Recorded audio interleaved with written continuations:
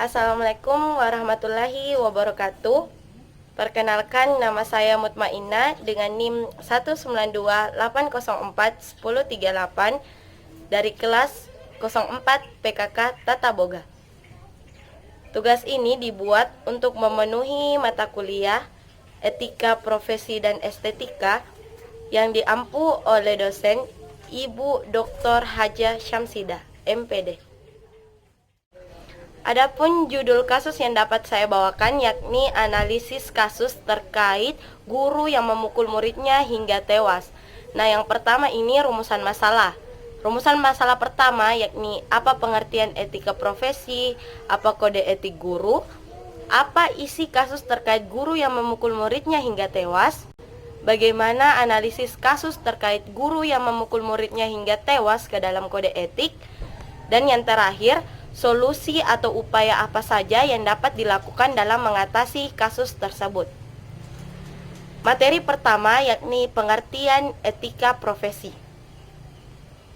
Etika profesi merupakan tatanan perilaku yang boleh dan tidak boleh dilakukan terkait dengan pekerjaannya. Dengan adanya tatanan ini, setiap profesi memiliki standar moral yang memberi landasan perilaku profesi dalam bersikap, bertindak, mengambil keputusan, memberikan pelayanan secara profesional, tertib, adil, dan penuh tanggung jawab. Pembahasan kedua yakni kode etik guru.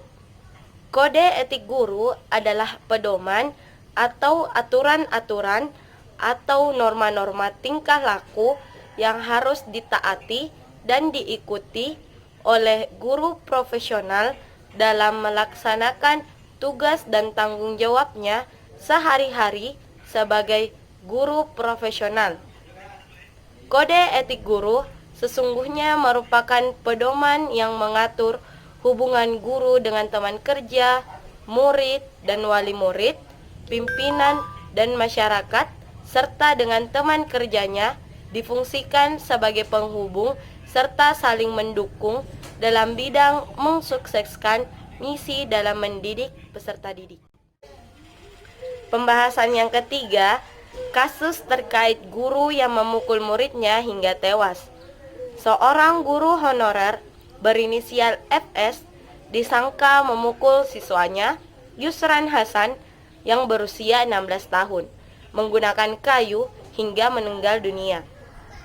Alasan FS memukul anak didiknya hanya karena dia tidak mengenakan seragam batik sesuai perintah para guru. Yusran dipukul FS dengan menggunakan mistar kayu hingga terjatuh dan mengeluarkan busa di mulutnya. Peristiwa itu terjadi saat apel pagi pukul 7.30 waktu Indonesia Timur di halaman sekolah. Menurut saksi yakni Siswanto, awalnya FS menampar Yusran. Setelah itu, Yusran sebenarnya hendak membalas perbuatan sang guru. Namun, FS langsung memukulnya lagi dengan menggunakan mistar kayu dan tepat mengenai bagian kepala korban. Alhasil, Yusran mengalami luka di bagian bawah mata kiri dan di kepala sebelah kiri. Setelah FS memukul Yusran menggunakan mistar kayu, korban langsung merasa pusing dan dari hidungnya mengeluarkan darah. Setelah itu, Yusran dilarikan ke puskesmas kecamatan terdekat, namun nyawanya tidak terselamatkan. Pembahasan keempat, analisis kasus terkait guru yang memukul muridnya hingga tewas ke dalam kode etik. Berdasarkan uraian di atas, dalam kasus guru yang memukul muridnya hingga tewas, jelas terdapat beberapa pelanggaran kode etik guru di Indonesia dan peraturan perundang-undangan yang dilanggar karena tindakan yang dilakukan oleh pelaku berupa kekerasan fisik terhadap siswanya. Pelanggaran kode etik guru yang dilanggar oleh pelaku yakni yang pertama ada pasal 3 ayat 1. Pasal 3 ayat 1 berbunyi, menjelaskan bahwa guru mengucapkan sumpah atau janji guru untuk mematuhi nilai-nilai moral yang termuat dalam Kode Etik Guru Indonesia dalam bersikap dan berperilaku di sekolah maupun di lingkungan masyarakat. Dalam kasus tersebut, guru melakukan kekerasan fisik terhadap siswanya sehingga siswa tersebut mengalami kehilangan nyawa. Pada kasus ini, guru telah melanggar sumpahnya dengan tidak mematuhi nilai yang terkandung dalam Kode Etik Guru Indonesia. Yang kedua, pasal 6 ayat 1. Pasal 6 ayat 1 berbunyi, guru berperilaku secara profesional dalam melaksanakan tugas mendidik, mengajar, membimbing, mengarahkan, melatih, menilai, dan mengevaluasi proses dan hasil pembelajaran. Dalam kasus ini, pelaku telah berperilaku tidak profesional dengan menunjukkan kekerasan pada siswanya. Yang ketiga, pasal 6 ayat 4.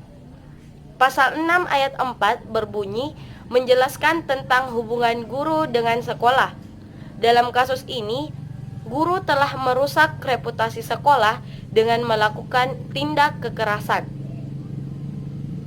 Yang keempat atau yang terakhir, pasal 6 ayat 5 poin F. Pasal 6 ayat 5 poin F berbunyi, guru tidak boleh melakukan tindakan dan mengeluarkan pendapat yang akan merendahkan profesionalnya. Dalam kasus ini, tindak kekerasan yang dilakukan oleh pelaku merupakan tindakan yang merendahkan profesinya.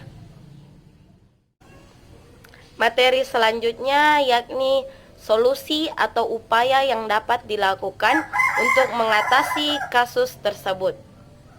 Yang pertama, menindak tegas dan memberikan sanksi berat pada oknum guru yang melakukan kasus etika profesi guru karena sangat merugikan guru sebagai salah satu profesi yang salah satu tugasnya adalah memberi keteladanan yang baik terhadap peserta didik.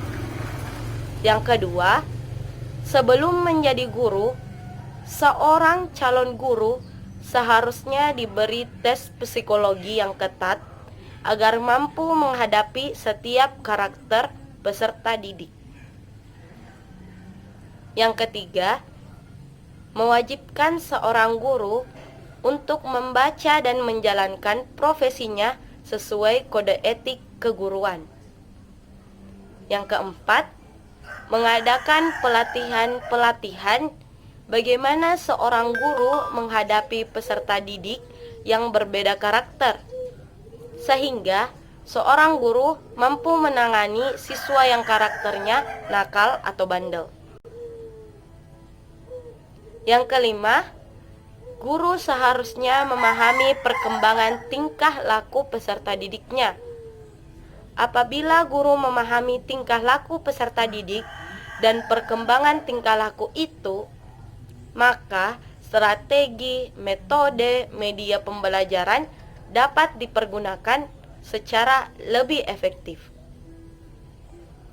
Yang keenam, tugas yang penting bagi guru dalam melakukan pendekatan kepada peserta didik adalah menjadikan peserta didik mampu mengembangkan keyakinan dan penghargaan terhadap dirinya sendiri, serta membangkitkan kecintaan terhadap belajar secara berangsur-angsur dalam diri peserta didik.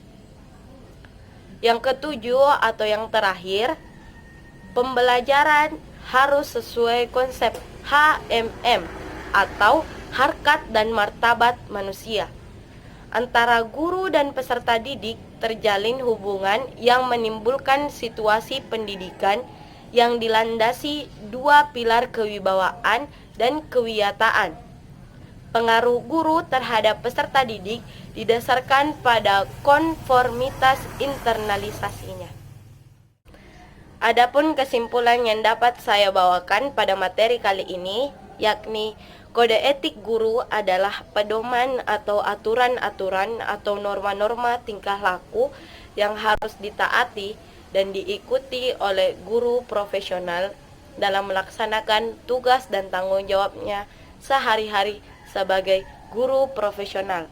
Maka, guru yang melakukan pelanggaran atau penyimpangan artinya dia telah melanggar kode etik keguruan yang telah ditetapkan. Guru yang telah melakukan pelanggaran atau tindakan yang tidak menyenangkan, baik terhadap siswa, sekolah, maupun masyarakat, harus ditindak dengan tegas. Sanksi yang diberikan harus sesuai undang-undang yang telah ditetapkan, sehingga pelanggaran seperti ini dapat diminimalisir dan tidak terjadi lagi. Penanganan tindakan ini tidak dapat ditangani oleh satu pihak saja, tetapi semua pihak yang terkait seperti sekolah, masyarakat, ataupun pemerintah saling mendukung untuk menanggulangi masalah pelanggaran yang dilakukan oleh guru. Sekian dari presentasi saya. Mohon maaf bila ada salah kata. Wabillahi taufik wal hidayah. Wassalamualaikum warahmatullahi wabarakatuh.